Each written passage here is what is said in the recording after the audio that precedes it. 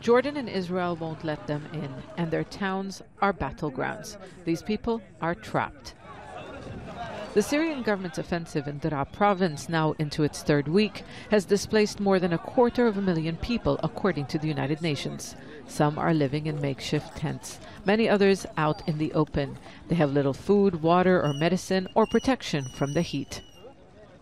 There is a humanitarian crisis, and the United Nations is calling on Jordan and neighboring countries to open their borders to allow refugees in. We recognise that Jordan, Lebanon and Turkey have long hosted a large number of refugees, particularly from Syria, since the beginning of the Syrian conflict. It's been heartening to see many people in these countries doing what they can to call on their governments to keep the border open and to gather food and water for Syrian refugees. We call on the Jordanian government to keep its border open and for other countries in the region to step up and receive the fleeing civilians.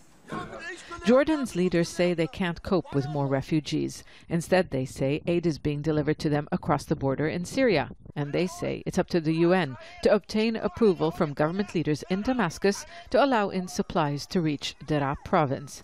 Jordan's foreign minister says the focus should be on preventing more devastation. I'll be meeting with the Russian Foreign Minister Lavrov for a discussion on how we can work towards a ceasefire and create conditions on the ground under which people would feel safe, and also discuss the facilitation of provision of supplies to Syrians in their country and on their land.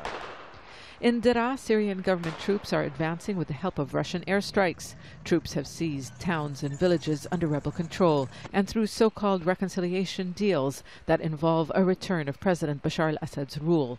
60% of Deraa is now under government control, and the offensive is continuing to pressure the remaining rebel-held areas to surrender.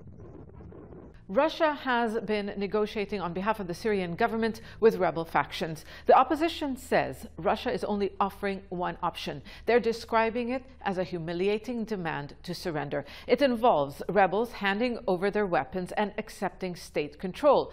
Opposition activists have told us Russia is not offering them the possibility to move to the rebel-controlled province of Idlib. Several rebel commanders, fighters and opposition leaders are refusing to reconcile with the state and live under Assad's rule.